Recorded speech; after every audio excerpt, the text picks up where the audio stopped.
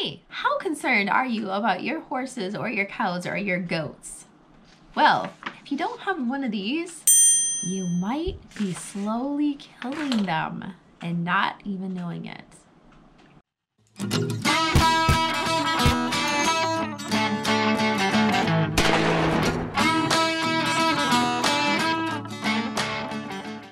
Hey guys, and welcome back to the WT Farm Girl channel. If you are new to the channel, I invite you to go ahead and subscribe and hit that bell. We do a lot of hay farming. We are a first generation family farm, and I'm just learning how to get it done. If you have ever thought about getting your hay tested or your hay analyzed, either for your horses, cows, goats, sheep, whatever you feed it to, this video you are going to need to watch. If you've ever been concerned with what your horse is eating or their state of their health, their hoofs, their mane, their tail, why are they losing condition, why are they losing muscle, this will hopefully give you the answers you are looking for. This is a video collaboration with Kayla Wykorzik, Chronicles of a Farmer's Wife. Now she actually grows a lot more hay than I do. I am a baby compared to her, but that's okay. So you guys will get two different takes on growing hay for horses. All right, so the vast majority of people who feed hay to their animals, especially horses, have never had one of these done. After this video, I encourage all of you guys to run out with whatever company you want to use and get your hay tested. Just do it. It is well worth the $20, $30, $40, whatever it is, to make sure your critters are getting the best of what they can get. After all, you're paying the money, so you might as well pay for something that's good, right?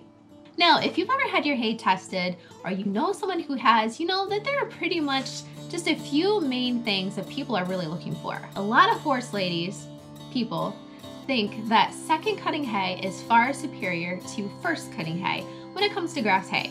Now we're dealing specifically with grass hay for horses. I am a massive advocate for not feeding alfalfa to horses, and that's a whole nother spectrum of feed analysis, but for right now, for what we're looking at, grass hay, that's it. Now the hay that I have tested here is 100% orchard grass.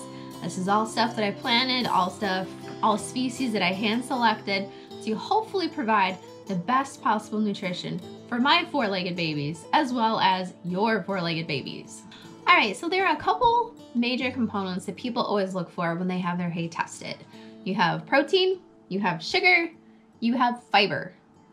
And sometimes you might be looking at the copper too. So I'm gonna go through and break down each and every analysis that the hay test can show you. Now, I actually went through Equi-Analytical, and I felt that they provided me with a very adequate representation of what my hay held. Now I went ahead and I got the full spectrum analysis plus the extra analysis. So it was a total of $90, but I just did it on one. And I don't think you have to have the $90 test done every year, maybe every other year if you're a hay grower. If you are purchasing hay, probably the $30 test is gonna be sufficient. But you want something that's gonna get extra nutrients besides just the protein. I actually have 3 hay samples that I had done. The first one was our 2020 first cut, our 2020 second cut, and our 2019 first cut. Now the reason for this is very, very specific. Our 2019 first cut was cut at perfection. It was weed-free. It was cut right at the end of May, right at the perfect flowering stage of the orchard grass. But the day we set aside to bale, we had a torrential downpour. And it wasn't just for a couple hours, it was for 3 solid days. I'm not joking. I did manage to salvage the hay, and I'm glad I had it tested because there's a lot of bad information about rain-soaked hay. A lot of people, horse people, believe that rain-soaked hay is bad hay. That is far from the truth. In this report, you'll see why. Sugar content is usually going to be a lot lower. So if you have a laminated horse or an insulin-sensitive horse, rain-on hay might be really good for you, provided that it's not moldy. That's the biggest issue you're going to be dealing with, is possible mold. So our 2020 first cut was actually cut 2 weeks late. This is 2020 we're talking about. And we had a drought all spring, all summer, and all fall. We had practically no rain here on our farm.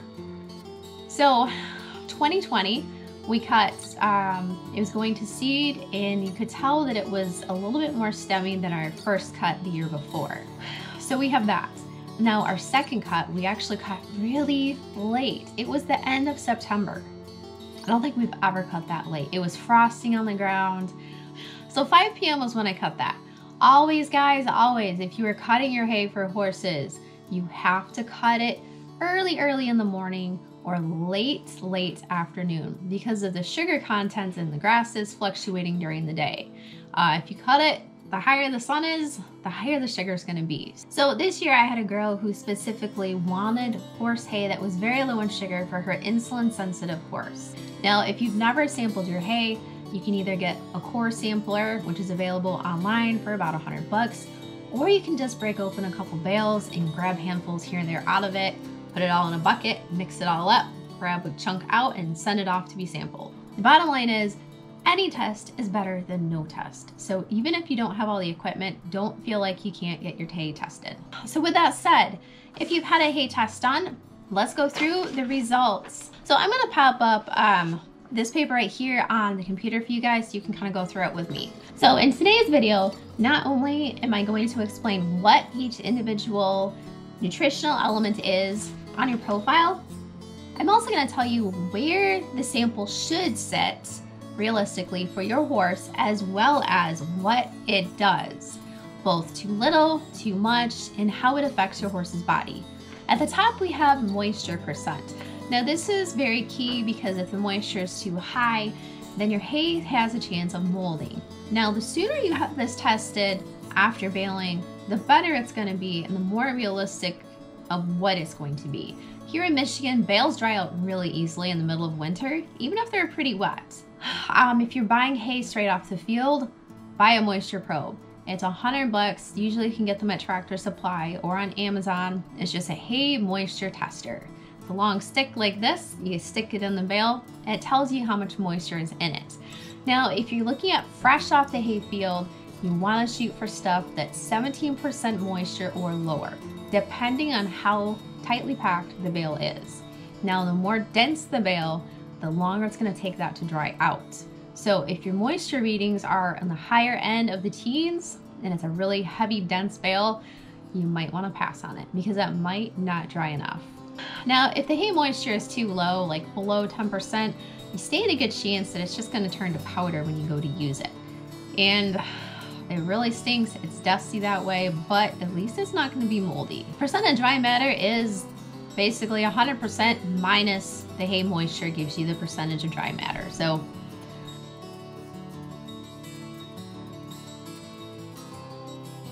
digestible energy, DE, 20 metacalories of digestible energy per day. So usually you're looking at 0.6 to 0.94 metacalories per pound of hay fed. So if you look at our number, we have, for our first cutting 2020 main, we have 0.91.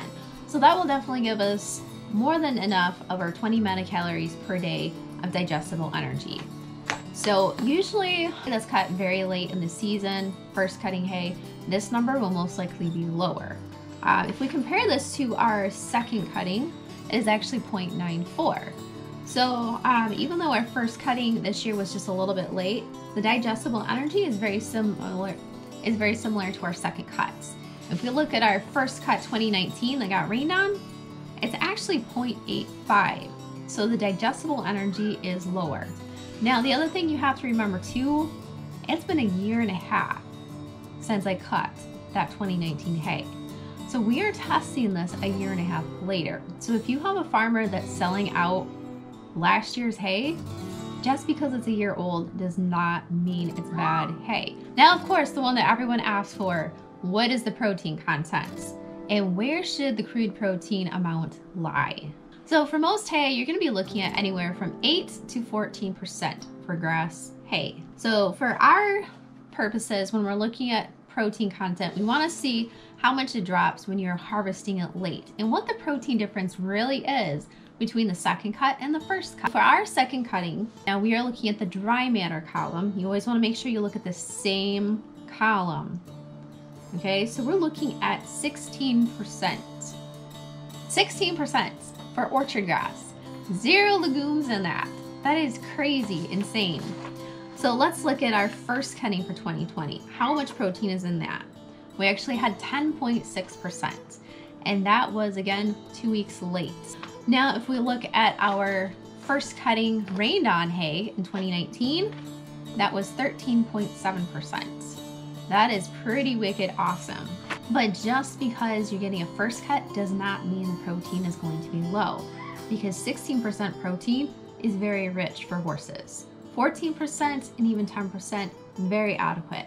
If your horse is doing a lot of exercising and energy burning and building a lot of muscle, you probably do need that extra protein. Our next one is lysine. Lysine is an amino acid. Lysine helps develop muscle mass. It helps develop collagen for the horse's hair, their coat, their hooves. Lysine is an essential nutrient that helps the body utilize protein. So if you're feeding your horse a high protein diet, but they're lacking lysine, they're pretty much just flushing all that protein right out of their body. So if your lysine levels are low, you really want to make sure you have a good supplement to bring that up. If your horse is doing light work, you're looking at a total of 23 grams per day. If your horse is doing more heavy work, you're looking at closer to 46 grams per day.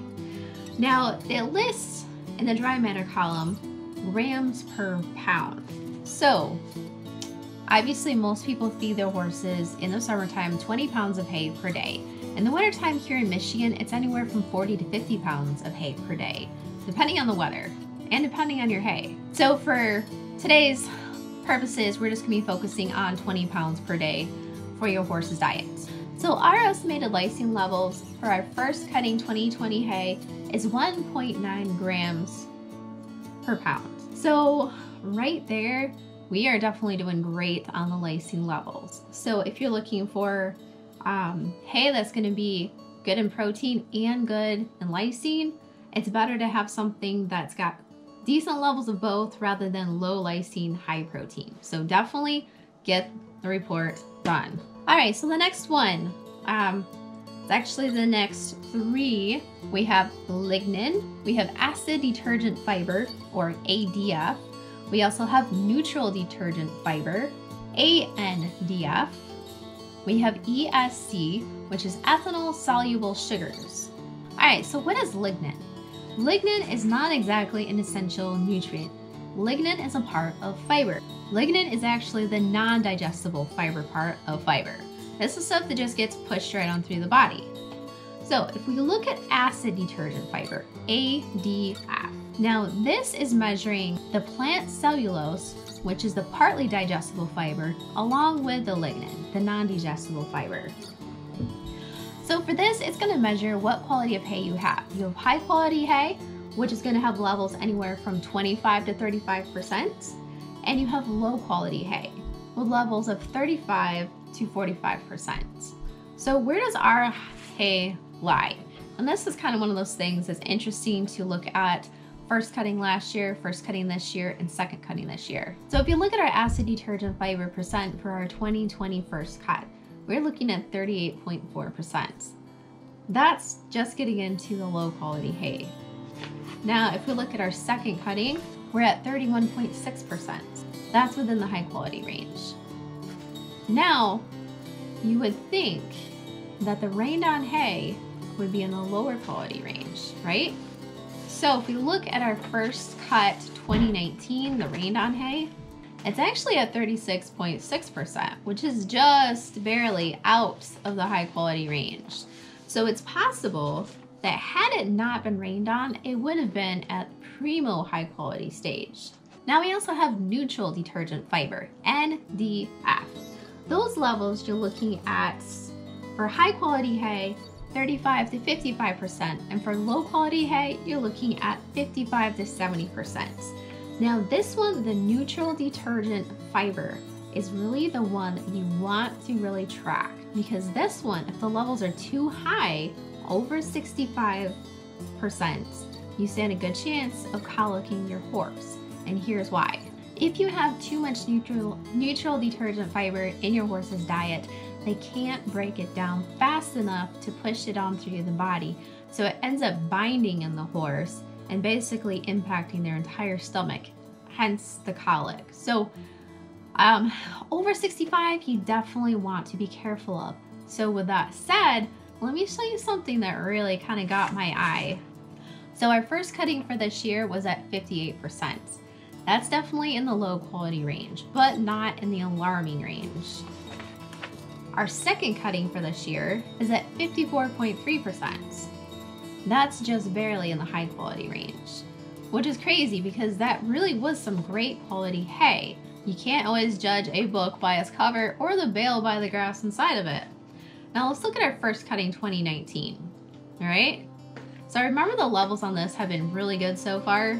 Well, our neutral detergent fiber, 65.2%. Now remember I said that we want to make sure it's below 65? Yeah, I fed this to the horses the entire season. They stood a good chance of colicking from this hay, but yet they didn't. So that was definitely a good thing. And I did not sell the rain down hay whatsoever because, well, I wasn't quite sure of the quality, and I only sell quality here on the farm. All right, next we are getting into our carbs and the sugars. Yeah, I know, everyone's so excited for those sugars. So we have a couple different things that we really need to dive into. Most people assume that there is a spot on your hay analysis that's gonna say bad sugars or sugars, and then there's gonna be the golden number that they're looking for. That is not the case. It might have been the case years ago, but modern hay analysis reports break everything down. Just like in our human diets, we have all different types of sugar. You have sugars from fruits, you have sugars from vegetables, you have sugars from honey, you have sugars from processed sugar, you have high fructose corn syrup, and some are good, some are bad. It's the same thing with your hay. So starting off, we have WSC, water-soluble carbs. This means that they are broken down by the body very easily. Water-soluble carbs, think of fruit. They're basically fructans in the plant that are sugars, but they're sugars that the body's able to easily convert into usable energy and then pass on through. It doesn't spike insulin levels the way simple sugars do in the body. So average water-soluble carbs are going to be anywhere from 11.6 plus or minus 4.6. So if we look at our second cutting 2020, which most people assume to be much lower in sugar, we are looking at, for water-soluble carbs, 11.7%. For the first cut 2019, we are looking at 8%. 8%. That's for first cut, but it did get rained on. So looking at first cut 2020, we're at 15.3%. Now that seems high, right? When you think about percentage, you're thinking low, like 12% or lower. But again, this is for the water-soluble carbs. So the one on here that you really want to pay specific attention to is the ethanol-soluble carbohydrates. Those are the ones that spike your glucose levels instantly. So it's also known as simple sugars. So our 2020 is at 8.6%, very low. Our 2019 rain on hay is at 7%, very low. And our 2020 hay, it's at 9.1%, also very low.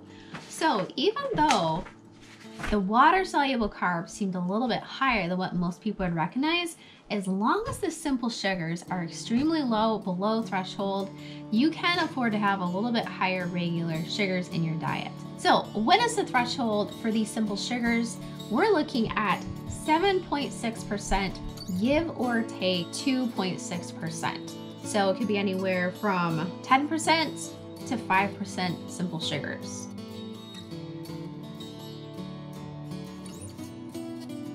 Now, starch is very key as well. It's not something that a lot of people think of. Starch is something that horse owners look at and say, okay, we need more starch to fill our horse up so it doesn't want to eat as much.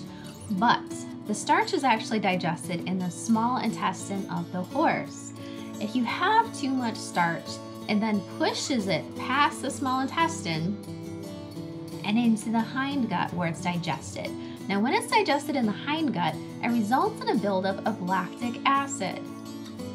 which obviously can leave your horse feeling sore, stiff, and out of condition, as well as grumpy. Now, the starch average that you're looking for is 1.89%, give or take 1.4%. So let's look at our starch levels. We have 0.4%. That's for the second cutting. Now let's look at our first cutting 2020, 0.5%. And the starch for 2019 is at 0.2%. Now we have NFC, non-fiber carbohydrates. Again, we are still in the sugars. There are so many different sugars to look at. That's why I said you can't just take a general idea. Now the NFC is what was originally calculated as a golden child measurement for how sugary your hay was. Unfortunately, the NFC was a general analysis of several different numbers put together like this and said, here you go. It's not generally used as much anymore because we have actual specific numbers to track better. But if you're a die-hard NFC fan, you're looking at about 19.8%, give or take 5.1%. And the non-structural carbohydrates, it's not really utilized as much because we have it broken down a little bit better and more specifically. The non-structural carbohydrates would be, starch and your other sugars and everything combined.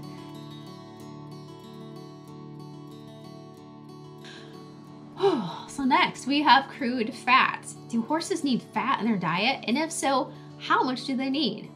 Fat is one of the key issues I had a hard time finding online.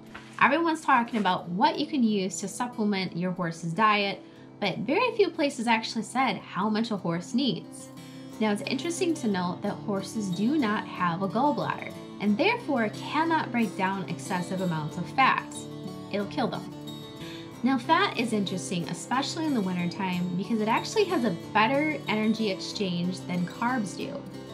So if you're looking at keeping your horses warmer in the wintertime, a lot of people give protein.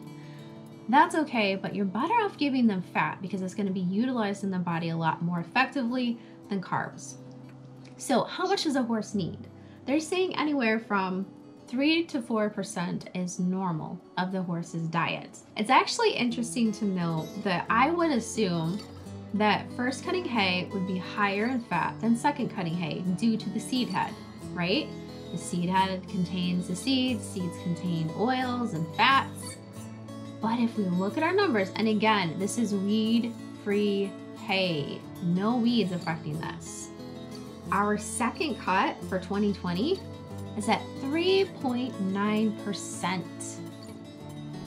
Our first cut for 2020, 3.6%. They're within fractions difference. But if we look at our first cutting 2019 rained-on hay, we're looking at 2.8%, 1 whole percent lower. Now, I honestly can't say that it's when it was cut that made the difference. I'm gonna have to go out on a limb and say maybe it was the fertilizer that made the difference. At the end of the day, I really don't know. Maybe the fats just degraded over a year and a half. That's possible too. Okay, next we have ash. Now ash, you would consider that to be like stuff from your fireplace. I burned my field this year. Maybe it was ash from that. Maybe it picks up the organic matter calcium. Well, actually, ash is silica on your hay, which is dirt. How much dirt is in your hay? You would assume the dirt would get knocked off when it's baled, right? Not always the case. So if your hay is a little bit more damp and you've got some aggressive equipment working the fields, you can actually kick up a lot of dust. I can attest to that. As much as I try not to, sometimes that's just how it is. So what is a good number to look for in the ash compartment? We are looking at anywhere from 5 to 18% ash. Ideally lower than 11% is best. So let's look at our ash. We are at 7.3% for first cutting 2020. First cutting 2019, we're at 6.1%. Wait, did I get that right? The rain on yucky, wet, muddy hay has less ash than our first cutting hay for this year that was cut pretty well. I don't know. I don't get it. So what is our second cutting then? 7.9% as well. So 7.3 for first, 7.9 for second. Wow, like totally, my mind is blown, especially since my first cutting 2019 hay has been sitting on the barn floor for I don't know how long. I'm sure it's full of dirt, but yet the levels are lower, 6.1. I don't know, it's crazy, it's crazy. All right, so we are going to stop there and take a quick break so I can shoot the rest of this tomorrow. All right, guys, welcome back. We are on day 2 of doing this video.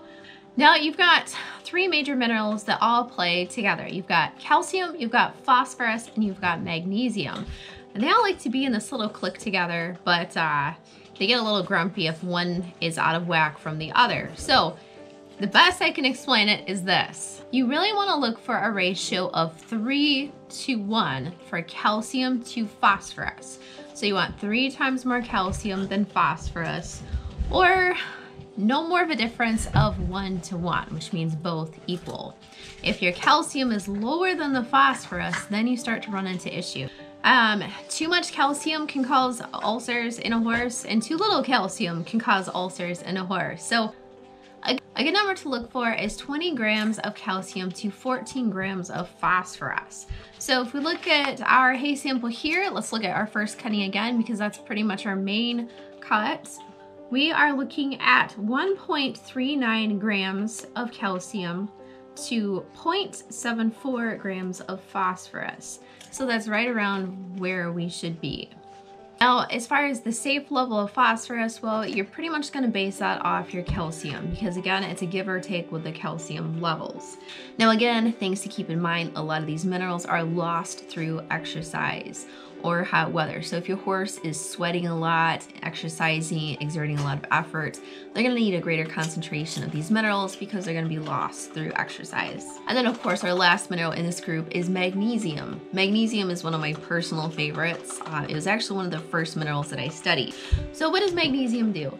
Magnesium is responsible for a lot of your muscle and nerve functions. So as your muscles contract and relax, that is the magnesium that controls that. Also the nerves, like twitchiness or reactiveness. If you have a horse that's twitchy or seems to be overly reactive, overly sensitive, just on edge all the time, there's a good chance they're deficient in magnesium or magnesium to calcium ratio.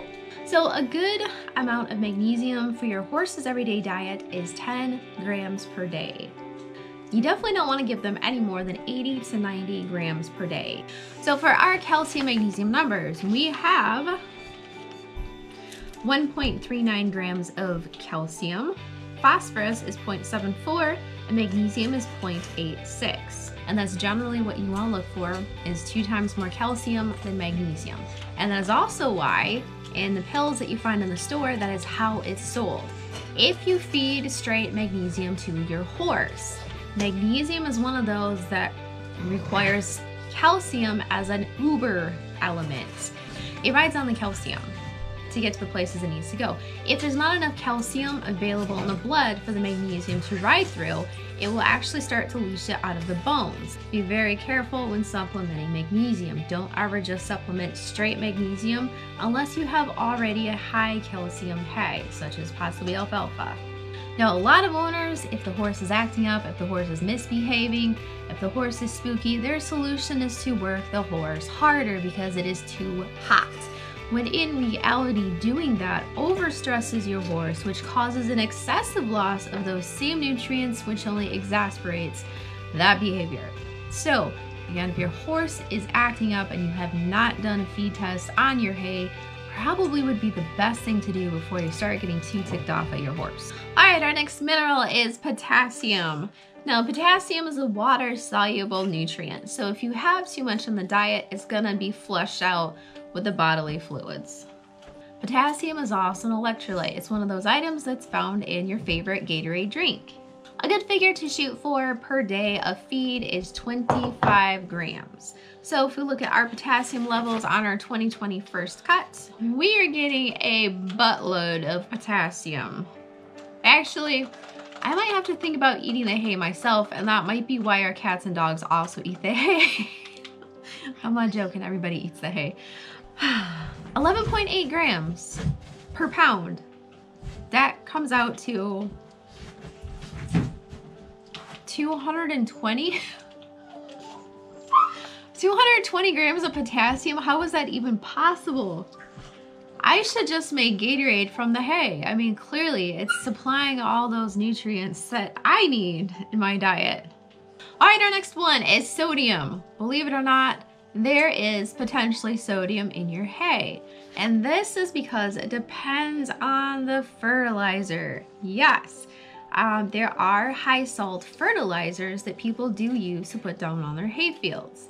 I can't think of anything off the top of my head, but I have heard it mentioned before. So yes, you can have sodium in your hay. Now, how much do I have in my hay? We have 0.065 grams. Now, how much does a horse need? This was a little bit trickier to figure out, okay? Because sodium is comprised of several different minerals working together. So you ready? All right, first of all, salt is not sodium. Repeat after me. Salt is not sodium. They are similar, but they are not the same. So just because you're putting a salt block out for your horse does not mean they're getting adequate sodium in their diet.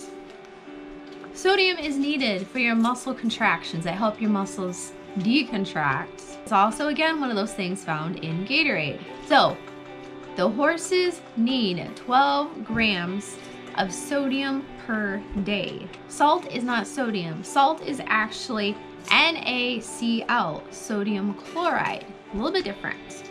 And actually, if you look at your feed test results, you're gonna find that it has chloride on there too. So that is also very interesting. So chloride is usually high in grass hay. Sodium is usually low in grass hay. Chloride helps the blood pH, and it helps regulate potassium levels. So chloride is responsible for producing HCl, hydrochloric acid, in the stomach. In a nutshell, your horse could consume 2 tablespoons of salt a day to satisfy their intake of both sodium and chloride. All right, our next nutrient is sulfur. Now, sulfur is one of those that you don't really think about a horse needing. But it's actually quite interesting. Back in the good old days, sulfur was very plentiful in the soil because of air pollution and types of fertilizers that people were using. It was always in the soil. It gave the pastures the sulfur that it needed. Unfortunately, because we've banned a lot of that, now many pastures are lacking in sulfur. And actually, when I went to the feed mill years ago for fertilizer, they were shocked when I said I don't want any more sulfur, because according to my soil test, my sulfur levels were actually pretty high. Sulfur is another type of an amino acid. Methionine, lysine, and taurine. So keep those in mind. Taurine is interesting because I know that's one that cats really need in their cat food. Taurine is responsible for putting horses in a happy mood. Now, methionine, if I'm pronouncing that correctly, is responsible for insulin levels in your horse. So if you have a horse that's a little bit diabetic, that's responsible for regulating that. Hair, hoofs, skin. All right, so sulfur has a very direct correlation with lysine. Lysine is a very important mineral that's often overlooked. Sulfur levels need to be at 1/4 to 1/3 of your lysine levels, or 0.15%. Lysine should be 0.47% of their diet, or that's about 47 grams per day. Lysine is also important if you have foals or young horses that are growing, because it helps with their development. You get a lot of birth defects, a lot of growth defects in your horses if they're lacking that key nutrient. All right, now our next mineral that we're going to discuss is iron. Iron is very popular. If you've done any research, a lot of farriers will tell you do not put too much iron in your horse's diet. If you live out in the country and you have hard water, there's a very good possibility that your horses already have more than enough iron in their diets.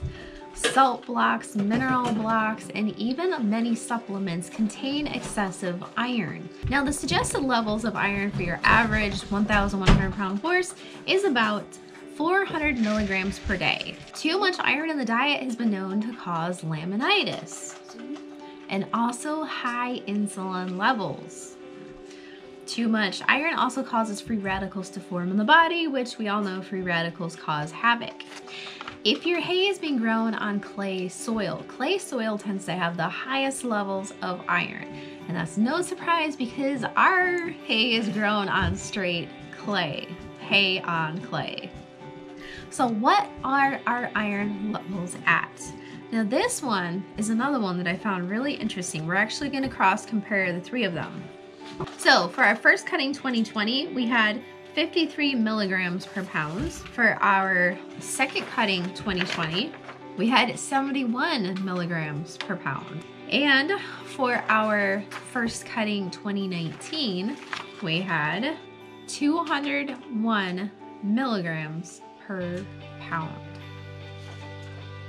201 compared to 53. That's 4 times more than the year after. Now again, the 2019 was the rain on hay. So my theory is that as the water hit the ground, it splashed up some of those minerals out of the clay soil and it landed on the hay, one of which is iron. It's just a theory, I have no idea, but I find it very intriguing nonetheless. So for our summertime feeding at 20 pounds of hay per day, you're looking at 4,000 milligrams of iron. Now you're gonna double that for wintertime feeding, and that was about when I noticed that my mare's feet started to go downhill. That'd be 8,000 milligrams per day of iron. Plus, that's just the hay. That's not even considering what's in their water. So if you already know that you have high water and you tend to suffer from a little bit higher iron concentrations in your hay, one thing you can do is order an RV filter. There's actually a link in the description right here. If you live in the city, it's also good to get chlorine out of your water. But you put it on your spigot, you attach your hose to it, it lasts a couple months, and then you replace it. I've used them even through the winter. They work great. And added bonus, you don't have any algae growing in your horse tank, which saves the cleaning, right? All right, our next mineral is zinc. Zinc is also very important for quality hoof development. Zinc and copper kind of go hand in hand, so we will go over copper too. But first is zinc. For zinc, you're gonna want 40 milligrams per day for your average pound horse. No more than 200 parts per million, which I know it gets complicated switching between ppm, parts per million, and grams and milligrams. They just roll with it. Zinc levels for our first cutting is at 8, but that's 8 grams per pound. That is really crazy. Let's look at copper, because again, those two kind of go hand in hand with hoof and hair quality. Now, it's not uncommon for zinc to be low in the hay. It's not uncommon for copper to be low in the hay. So for copper, this one works right hand in hand with zinc. So too much copper will actually hinder the zinc absorption. And it works together with lysyl oxidase to make cartilage in the body. So if your zinc and copper levels are low, your horse could be suffering from arthritis prematurely. If they seem to be a little stiffer, and predominantly if they don't get those key nutrients as young growing horses, then that cartilage might not be formed as well as it should be, and they could end up with problems later in life. So for copper, you're looking at 10 milligrams per 2 pounds of food, or 100 milligrams on average. Yeah, so we're at 8, and we really want to be around 10. Our next mineral is manganese. Manganese is another fun nutrient. Manganese is also responsible for growth and development. If you have too much iron in your horse's diet, it will strip the manganese out of the body. But if you have too much manganese, then it will strip the phosphorus out of the body. So you really can't win with too much of anything. So you're looking at 40 ppm 400 ppm is the absolute top safe amount.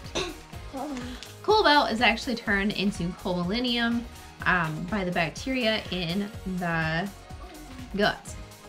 It is not ever possible to be deficient in cobalt because it is manufactured in the body for horses.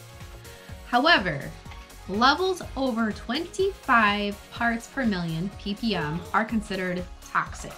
So let's look at our cobalt levels. Hopefully that'll be okay. Cobalt, ppm 0.48. And cobalt is actually only available in the extended analysis. All right, next we have molybdenum. And I'm losing my voice. So molybdenum has quite a wide range. Average in hay is anywhere from 1 ppm to 100 ppm. Molybdenum, there is no nutritional levels suggested for it. But it's one of those that just like cobalt in the body, it can have too high levels and that becomes toxic. So too much molybdenum affects the copper absorption in the body. So the top level you want is 20 milligrams. The top you want is 40 milligrams per pound or 20 milligrams per kilogram if you do that sort of thing. Now the big thing with molybdenum is it's more common in hay grass pastures versus dried hay, and it especially is found around contaminated soils where there was mining or anything of that nature done. So our molybdenum levels are at 1.8 ppm.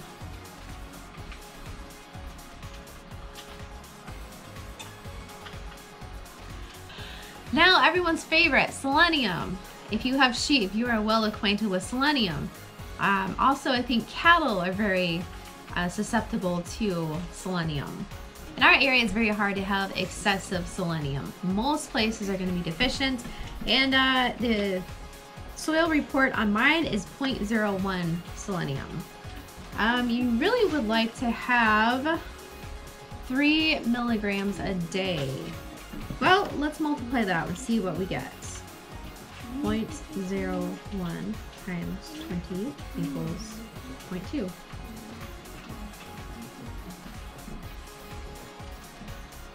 So we would be getting a daily intake of 0.2 milligrams a day of selenium. So you definitely need a selenium supplement.